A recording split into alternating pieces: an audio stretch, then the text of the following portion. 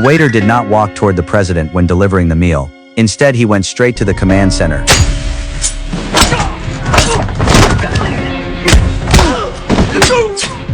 In just 2 minutes, the assassin eliminated all the technicians on board the aircraft. Then, he took a USB drive from one of the bodies and plugged it into the computer.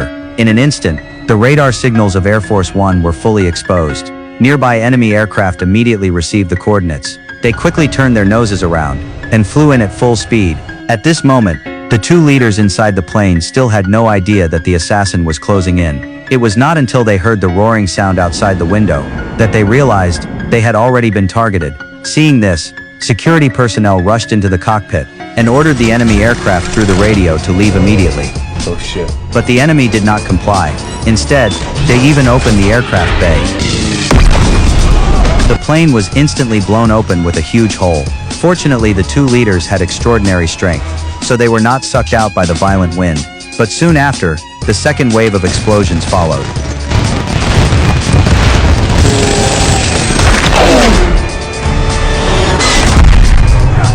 Both engines were destroyed one after another. The plane had completely turned into a spinning metal rod in the sky. The two prime ministers never expected that at their age, they would experience a mid-air roller coaster ride. Taking advantage of the brief stabilization of the plane, they jumped through the broken opening and rushed toward the escape pod area. But the assassin clearly had no intention of letting them go. He reached the parachutes first and casually set fire to them, burning the remaining parachutes. By the time they arrived stumbling and crawling, the assassin had already opened the hatch and escaped calmly. Fortunately, the bodyguard reacted quickly and actually found 2 parachutes that had not been burned. He quickly helped the two leaders put them on, while reminding them that after landing, they must immediately head to the safe house in Poland. We can double up! Not a chance! Too risky! What about all these people? We all have our jobs to do! Yours is to survive!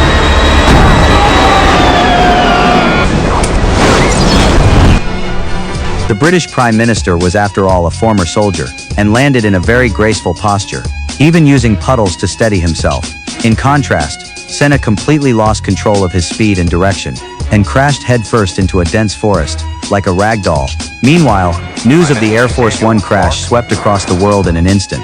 The entire world believed that the two heads of state had perished in the disaster. Government systems in both countries collapsed instantly. Departments were thrown into chaos with no leadership. Officials scrambled to seize power in panic, and civilians flooded into the streets. However, reality was far more surreal than the news. At that moment, Senna and Sam were staring at each other in disbelief, looking at the burning wreckage of the plane in the distance, still releasing thick black smoke. Faced with a shared life-threatening situation,